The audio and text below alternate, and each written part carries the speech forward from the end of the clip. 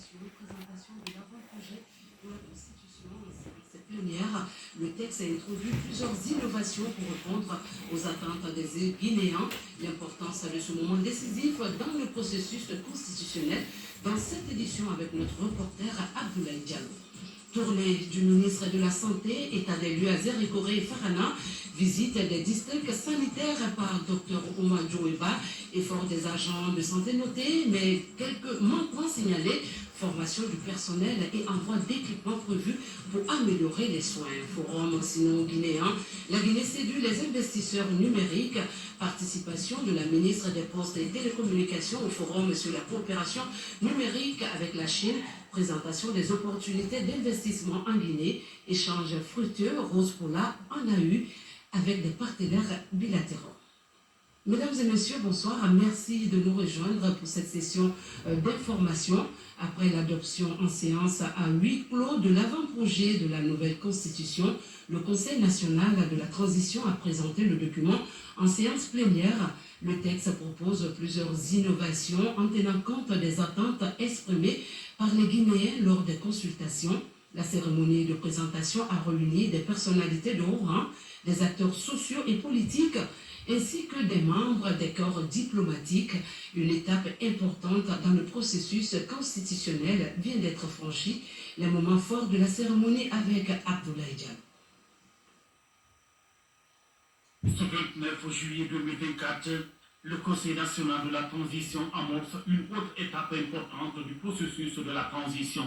Il s'agit de la présentation de l'avant-projet de la nouvelle Constitution, un résultat d'une inclusivité nationale ouverte et entretenue tout au long du processus d'élaboration de ce document, mais surtout caractérisé par un dialogue ouvert et permanent avec toutes les composantes de la nation. Une constitution est l'acte juridique fondateur d'un État, réunissant l'ensemble des règles qui déterminent l'organisation d'un État et des grands principes qui le structurent.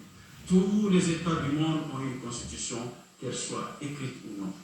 Les constitutions guinéennes successives ont engendré par leur présidentialisme renforcé à l'excès, époque après époque, de nouvelles formes d'instabilité politique et de dysfonctionnement des institutions ou organes de l'État, auxquels il faut remédier en substituant au présidentialisme hégémonique pratiqué en République de Guinée un authentique régime présidentiel répondant aux spécificités de la vie politique guinéenne, marquant un progrès par rapport à la situation antérieure et garantissant la paix civile, la juste répartition des pouvoirs et le respect des valeurs qui nous rassemblent et qui nous ressemblent. Dans ce contexte, l'objectif de la réforme constitutionnelle est à la fois d'assurer la pérennité des institutions et de revaloriser les fonctions de la représentation parlementaire tout en assurant un meilleur équilibre des pouvoirs séparés. Dans le cadre de la rectification institutionnelle telle que prônée par le chef de l'État et répondant aux aspirations du peuple de Guinée, dans cet avant-projet, des innovations sont proposées pour corriger certaines imperfections. Une approche essentielle pour transformer les institutions et résoudre les problèmes sociopolitiques. L'audace en innovation est traduite autrement par la collaboration interdisciplinaire nous en sortir des sentiers battus, mais aussi en créant des solutions totalement nouvelles qui répondent aux besoins futurs de la société démocratique dont nous rêvons. Revoir la pensée constitutionnelle guinéenne implique d'examiner l'évolution de ces constitutions, les principes fondamentaux qui les sous-tendent, ainsi que les contextes historiques et politiques ayant influencé leur développement. C'est le lieu de poser le bicéphalisme du pouvoir exécutif proportionnellement mis en relief avec un bicaméralisme parlementaire. L'originalité consiste à sortir du pouvoir hégémonique induit insidieusement par un présidentialisme renforcé et taillé sur mesure et la suprématie constitutionnelle de l'exécutif au détriment des autres pouvoirs régaliens. C'est pourquoi nous avons opté pour un encadrement des pouvoirs et attribution du président au sein du pouvoir exécutif, mais aussi de ses relations avec le pouvoir législatif et judiciaire. Elle consiste par ailleurs à renforcer l'indépendance du pouvoir judiciaire, des cours et tribunaux des magistrats. C'est ainsi que nous avons revu la composition du Conseil suprême de la magistrature et limité l'influence du ministre de la Justice en son sein. Elle consiste enfin à réorganiser l'espace partisan et en instaurant la candidature indépendante aux élections nationales à l'exception de la proportionnelle. Ce choix voulu par la majorité de nos concitoyens les place au centre de la vie politique tout en rabotant l'hyper-hégémonie des partis et des mouvements partisans. Également, de nombreuses institutions vont connaître une modification sans pour autant dénaturer leur rôle dans l'authenticité démocratique universelle. Certaines ont été requalifiées sans dénaturer leur essence démocratique. La Commission nationale pour le développement a été pensée comme une recette pour soigner l'éternelle problématique de la mise en cohérence de l'action économique aux réalités régionales, surtout la nécessaire distribution des richesses nationales afin qu'elles profitent à toutes les couches de la population dans un esprit d'équité intergénérationnelle. Cette institution technico-stratégique de l'État au secours des pouvoirs législatifs et exécutifs sera constituée de hauts cadres les plus méritants et surtout qui ont fait leurs preuves dans la super technostructure de l'État et du monde académique, du secteur privé national et de la société civile. Des profils comme anciens ministres du Plan, des anciens ministres des Finances, des anciens premiers ministres, recteurs d'universités, chercheurs, etc., qui ont accompli des actes méritoires et ont pu garder leur intégrité, trouveront des points de chute pour qu'aucun Guinéen ne soit déterminé à cause de sa neutralité ou de sa rectitude professionnelle ou sociale. Le fondamental concept de la gouvernance a aussi fait l'objet d'une exégèse attentionnée afin de l'aligner sur les réalités sociétales de la Guinée. Les dimensions santé et éducation sont redéfinies, redimensionnées, hiérarchisées et mises en emphase avec les priorités de l'État dans les politiques publiques. Le repositionnement de l'éducation civique comme la colonne vertébrale de la démocratie est vectrice de développement durable. La prescription de l'impériosité de la mise en synchronisation des principes démocratiques universels avec nos valeurs culturelles authentiques guinéennes. Pour le faire, la Commission nationale de l'éducation civique et des droits de l'homme a été conçue pour contribuer à cette finalité. Le principe de séparation des pouvoirs fondamentalement pris en compte a été nuancé par des mécanismes solides de collaboration entre les pouvoirs, avis du Sénat requis pour toutes les nominations aux hautes fonctions de l'État, prescription du dialogue institutionnel annuel, discours sur l'état de la nation et conférence des institutions et des élus locaux qui mettra en face à face le président de la République avec les membres des institutions constitutionnelles et les maires sur l'étendue du territoire national. Les anciens présidents et leurs conjoints, les anciens premiers ministres et d'autres hauts responsables qui ont servi la nation à différents niveaux et qui, par humilité, ont décidé d'adopter la posture exemplaire de neutralité politique bénéficieront dans les contours dessinés par la loi davantage. La rédaction de ce document est le fruit des durs labeurs abattus par les conseillers nationaux avec à leur tête Dr Dansa Kourma. Le but est de répondre aux attentes des populations, mais aussi d'exercer la mission principale du CNT telle que définie par la charte de la transition qui est d'élaborer et de soumettre pour adoption par référendum le projet de la nouvelle constitution. C'est une autre occasion solennelle de reconnaissance envers vous, chers honorables conseillers nationaux, pour votre dévouement à la nation. Votre conviction inébranlable démontrée à l'occasion des débats riches, intenses et instructifs qui ont abouti le jeudi dernier, 25 juillet 2024, à l'adoption en plénière de cet avant-projet de constitution. C'est cette énergie positive et parfois électrique que vous dégagez qui me motive dans ce travail ô combien difficile, mais richement exaltant. Ces jours de plénière à huis clos auront été instructifs à maintes égards. Elles ont conclu à une large approbation bien avant le projet de texte constitutionnel qui, soit dit en passant, n'est pas unanime, mais il reflète notre volonté commune de mériter la confiance du peuple de Guinée. À travers le président de la République, le général des corps d'armée, Mamadi Doumbouya, mais aussi de nos mandats. Après cette plénière d'aujourd'hui, d'autres étapes importantes suivront, dont le dialogue thématique avec les acteurs de la vie nationale, partis politiques, société civile, syndicats, religieux, anciens premiers ministres, académiciens, organisations socio-professionnelles, secteur privé, etc. 20 familles d'acteurs seront identifiées et qui entreront en dialogue direct avec le CNT sur l'avant-projet qui vous sera présenté. Après cette étape, s'ensuivra le dialogue institutionnel pour aboutir à un projet de constitution qui sera soumis au référendum constitutionnel avant la promulgation par le président de la République et sa vulgarisation pour une plus grande appropriation par le peuple souverain de Guinée.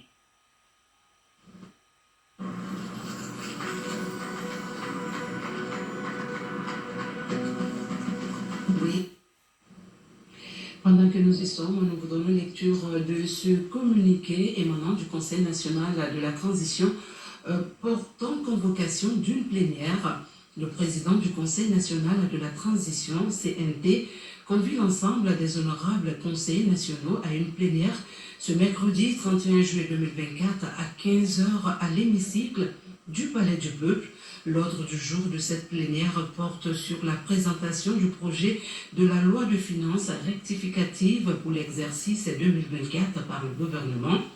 Sont invités à prendre part à la présente plénière les membres du Comité national du Rassemblement pour le développement CNRD, le Premier ministre chef du gouvernement, les présidents des institutions républicaines, le conseiller du président de la République chargé des relations avec les institutions républicaines, le ministre du Budget, le ministre de l'Économie et des Finances, le ministre du Plan et de la Coopération internationale, le gouverneur de la Banque centrale de la République de Guinée, les membres du gouvernement, les chefs des missions diplomatiques, consulaires et organisations internationales accréditées en République de Guinée, Madame la gouverneure de la ville de Conakry, le représentant de la Confédération générale des entreprises, le président des chambres consulaires, les présidents des délégations spéciales des communes de Conakry, l'administrateur général de l'administration et contrôle des grands projets, le directeur général de l'autorité de régulation des marchés publics, le secrétaire exécutif de l'Agence nationale de lutte contre la corruption et de la promotion de la bonne gouvernance, le représentant du Conseil national des jeunes de Guinée, les représentants des coalitions des partis politiques, les représentants des centrales syndicales, les anciens membres du CTRN et du CNT de 2010, les représentants des organisations de la société civile, les représentants des organisations de la presse publique et privée. Compte tenu de l'importance de l'ordre du jour, la présence de tous les honorables conseils nationaux est exigée. Signé le président du Conseil national de la transition, Dr Dansa Kourouma. La clôture des festivités marquant les 2 ans de la compagnie du Transguinéen pour le co-développement de Simandou a eu lieu ce matin. Un panel a réuni des membres du gouvernement et des acteurs du projet pour aborder le contenu local et le développement socio-économique. La journée a également été marquée par la signature d'un contrat de plusieurs millions de dollars pour l'achat de locomotives. Ce contrat vise à renforcer les capacités de la co-entreprise, les avancées et les enjeux de ce gigantesque projet avec Fatoumata Kourouma. Les activités au compte de la célébration des 2 ans d'existence de la compagnie du Transguinéen pour le co-développement du projet Simandou se sont poursuivies ce mardi 30 juillet 2024 au Palais du Peuple. Un panel a discuté du thème relatif au contenu local et la transformation socio-économique. Comment maximiser les retombées locales du projet Simandou pour la transformation socio-économique de la République de Guinée? Pour répondre à cette question cruciale, des panélistes composés de membres du gouvernement, des partenaires industriels et de patrons d'entreprises locales ont mis l'accent sur la réalité de la mise en œuvre du contenu local comme prôné par le président général Mamadi Doumbouya. Longtemps attendu, mais aujourd'hui une réalité. Les signatures d'un contrat à hauteur de 277 millions de dollars US entre Simfer et Waptec pour des locomotives en faveur de la compagnie du Transguinéen CTG est l'un des événements marquants de cette cérémonie de célébration des 2 ans d'existence de la CPG. Cette signature est la concrétisation d'un jalon important du méga-projet Simandou. Elle a réuni sur l'estrade les représentants de Simfer et Waptek, le président du comité stratégique du projet Simandou Diba Diakité, les partenaires industriels, ainsi que la représentante de l'ambassade des États-Unis, sous la supervision du Premier ministre, chef du gouvernement, Amadou Ouriba. C'est un moment historique, un moment historique. On se rappellera de ce moment. La signature de ce contrat est une illustration d'un leadership exceptionnel. Cela démontre quoi que le projet Simandou est devenu irréversible.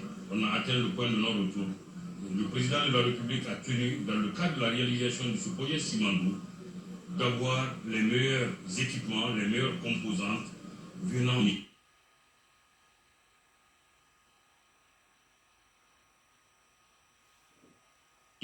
c'est General Electric Waptek.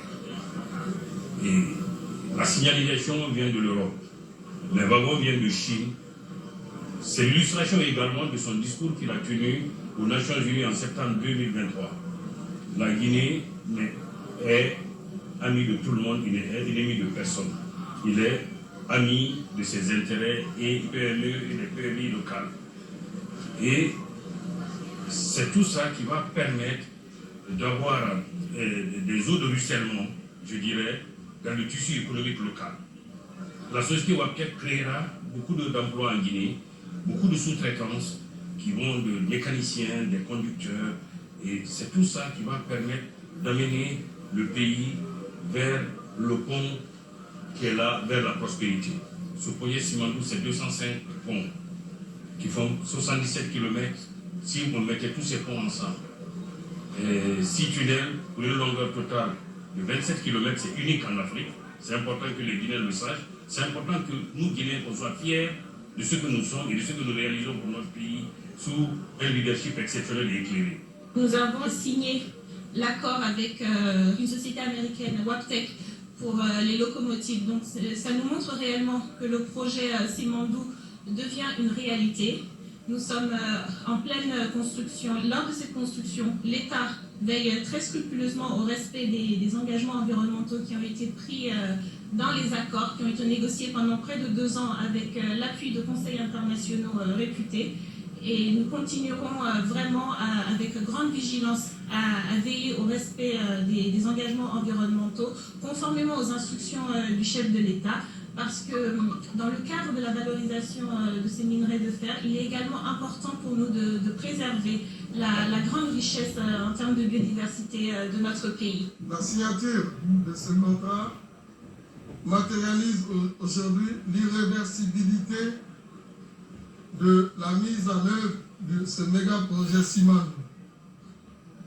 Sous la vision éclairée du président Mamadi Doumbouya, également du comité stratégique à la tête le ministre directeur de cabinet, nous avions pu franchir une étape dans la vie de ce projet qui permet à notre pays de connaître dans les années à venir une croissance économique durable et redistribuée en faveur de nos concitoyens. Retenons que Simandou, sous la vigilance et le leadership du président Mamadi Doumbouya, est un espoir gagné pour le peuple de Guinée. Il faut remercier et exprimer notre gratitude et la gratitude du peuple de Guinée à son excellence le président de la République, le général de corps Dramé Mamadi Doumbouya, pour avoir eu cette vision lumineuse de mettre enfin en pratique, en exécution, le rêve des Guinéens depuis des décennies, à travers Simandou. Mais on vient, à travers nos discussions, nos partenaires et nous-mêmes, nous venons de comprendre que ce n'est pas un projet, que c'est un programme à long terme.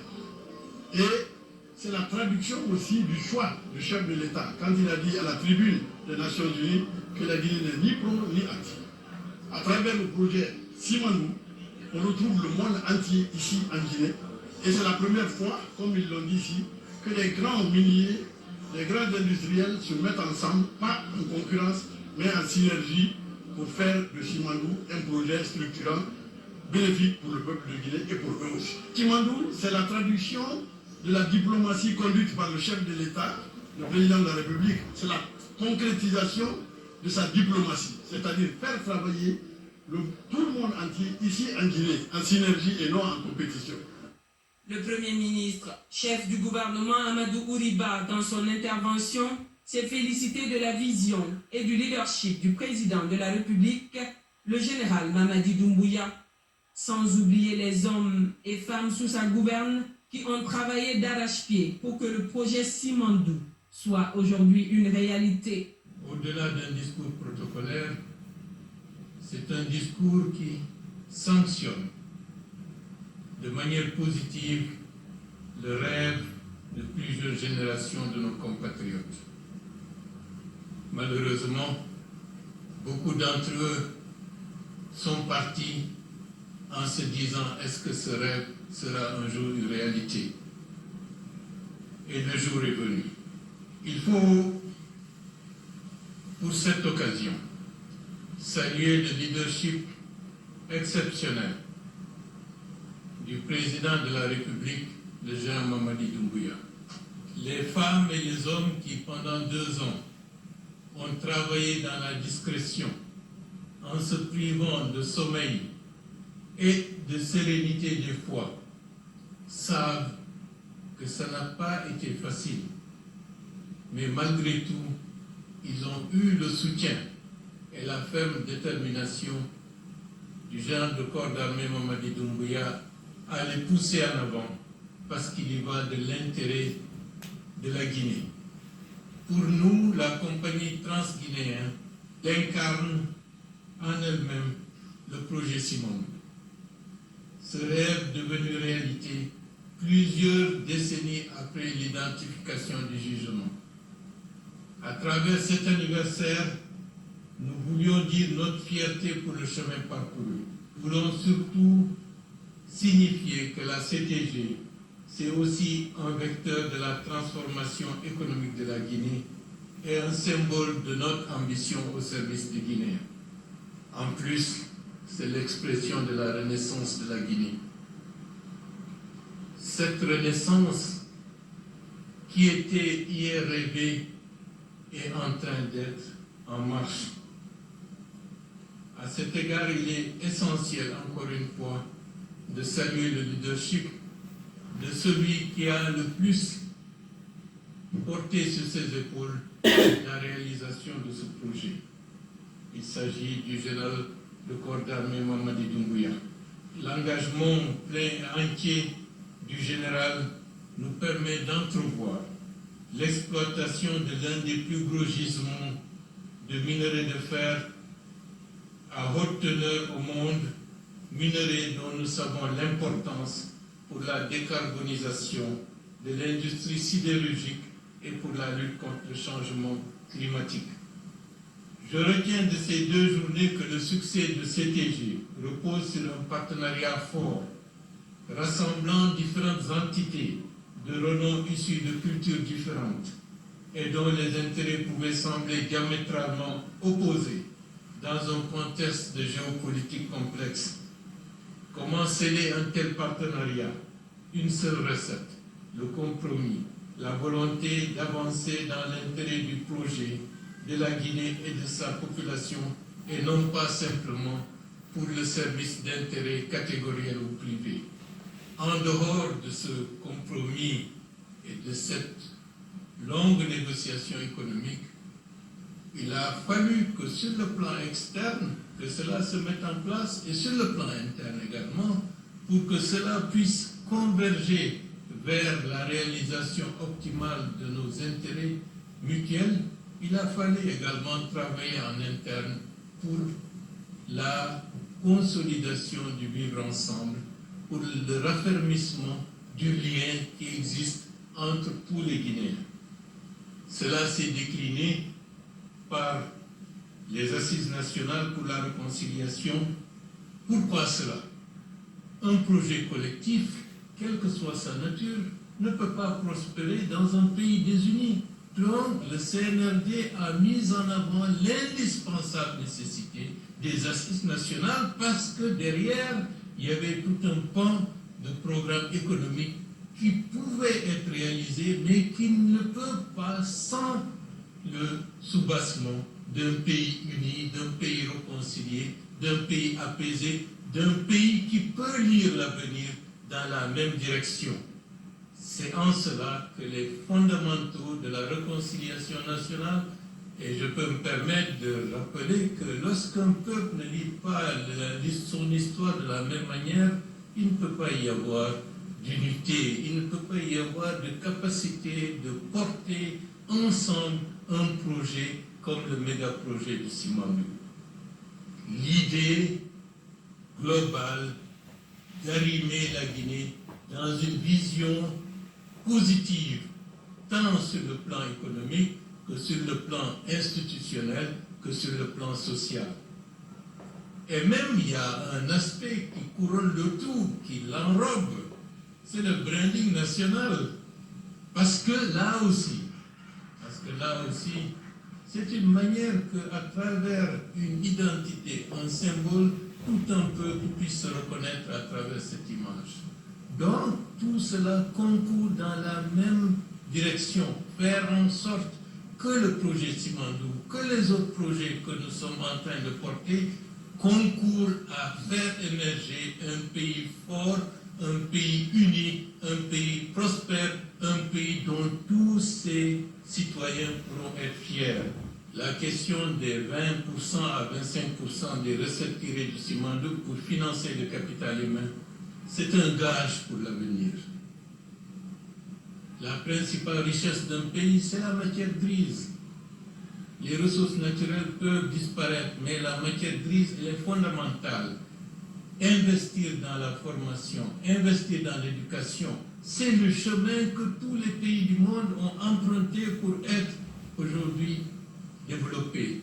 C'est tout le rôle de la vision Simandou 2040, dont les premières ébauches prennent déjà forme. La Guinée, c'est notre paradis, terre de richesse et d'innovation. Un pont vers la prospérité, c'est le terme qui définit le mieux le méga-projet Simandou, dont les retombées ne seront pas qu'en faveur de la Guinée. Simandou est l'incarnation d'une Afrique déterminée à façonner son propre avenir avec hardiesse, responsabilité et ambition. La Guinée est notre paradis, terre de richesse et d'innovation. La Direction nationale de l'hygiène publique intensifie ses efforts contre l'insalubrité en collaboration avec le ministère de l'Environnement. Elle a procédé à l'assainissement de la corniche du Cancamayen. L'action est de prévenir les maladies liées à l'insalubrité et à protéger l'environnement en mettant en avant l'importance de la propreté pour le bien-être des populations. Adiatou Bari. Ils ont un objectif en commun, celui de prévenir les maladies par le biais de l'assainissement. Sur cet espace public transformé par les citoyens en dépotoir, ils se mettent à la tâche. Avec les citoyens, les travailleurs de la Direction nationale de l'hygiène publique débarrassent le site des tas d'immondices. Une fois sur les deux, nous avons constaté que ces déchets ménagers étaient mélangés avec des déchets spécifiques que nous appelons des déchets murmuricoles. Donc nous, la stratégie, c'est vraiment faire le tri, mettre ces déchets spécifiques à part et les déchets ménagers que nous allons envoyer à travers les camions que vous voyez, qui ont été aussi mobilisés par le quartier et la commune. Maintenant, concernant les déchets spécifiques, là nous allons envoyer ça au site de Longo pour l'incinération. Le travail est fait conjointement avec la direction de l'assainissement du ministère de l'Environnement et les représentants des 22 secteurs de la commune de Dixilou. Une mutualisation des efforts pour barrer la route à l'insalubrité aux alentours de l'hôpital d'Onka. L'assainissement, c'est un tout. On ne peut pas dire aujourd'hui on va faire et puis c'est fini. Parce qu'à chaque fois qu'on consomme, on s'attend à la production des objets. C'est d'appeler les autorités au niveau local, parce que ça est devenu maintenant une compétence transférée au niveau des communes. On a initier des campagnes de sensibilisation. Si on reçoit une telle mission pour venir contribuer à la propriété de notre commune, on est satisfait et on est prêt à les accompagner. Nous accueillons l'initiative à bras ouverts. Une fois le site assaini, des comités de veille seront installés pour pérenniser les acquis. Quant à la Direction nationale de l'hygiène publique, des mécanismes sont en cours pour la mise en place des dispositifs de traitement et d'élimination des déchets au niveau des structures sanitaires de tout le pays. Le ministre de la Santé et de l'Hygiène publique a terminé sa première tournée de prise de contact avec le personnel médical à l'intérieur du pays. Il a visité les districts sanitaires des régions de Zérékoré et Farana. Bien que les efforts des agents de santé soient appréciés, certains manquements ont été signalés. Pour améliorer la qualité des soins, Dr Ouma Djoueba prévoit de former le personnel et envoyer des équipements. Tcherno Maroufba, Mohamed Mpati Kamara, reportage. Améliorer le système de santé guinéen est l'une des visions du chef de l'État, le général du corps d'armée Mamadi Doumbouya. Pour sa première sortie officielle à l'intérieur du pays, les régions de Zérékoré et Farana ont constitué la première étape de visite de terrain du chef de département en charge de la santé. Cette visite a permis à Dr Omar Djoueba de toucher du doigt les réalités des structures sanitaires de ces deux régions, mais aussi échanger avec le personnel afin de rehausser les niveaux des soins à tous les niveaux.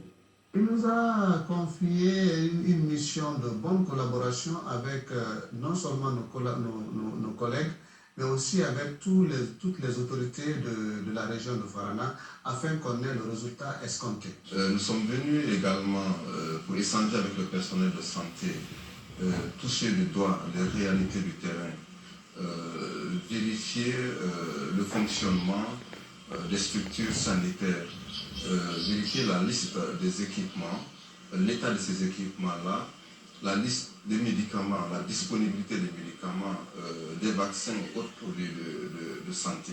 Cette immersion dans les districts sanitaires de Lola, Yomu, Deira, Macenta, Guéguédou, Kissidougou, Zérékoré et Farana a permis de déceler plusieurs dysfonctionnements, des manquements que compte corriger le ministre de la Santé.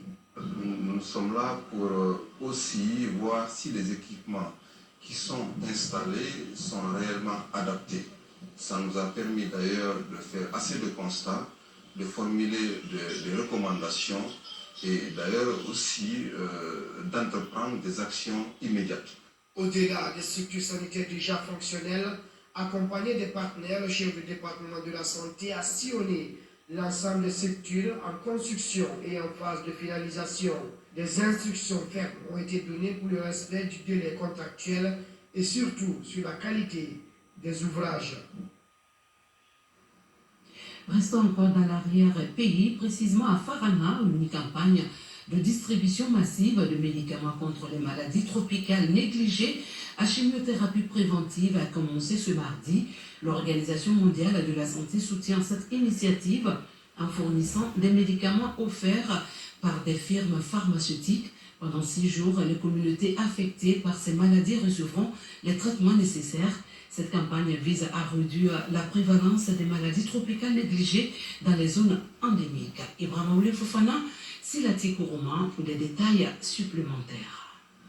Dans la capitale de Sankara, la directrice générale de l'Office de protection du genre et des mers au PROGEM se compte d'une tournée régionale qui a pour objectif général la sensibilisation des communautés à la base sur les principaux textes juridiques interdisant la pratique des VDG. Farana n'est pas épargné par ces pratiques et les autorités à tous les niveaux veulent s'engager davantage dans la lutte. De nos jours, ces couches sont exposées aux risques et aux périls de leur vie à travers ces différentes pratiques. À cette heureuse occasion,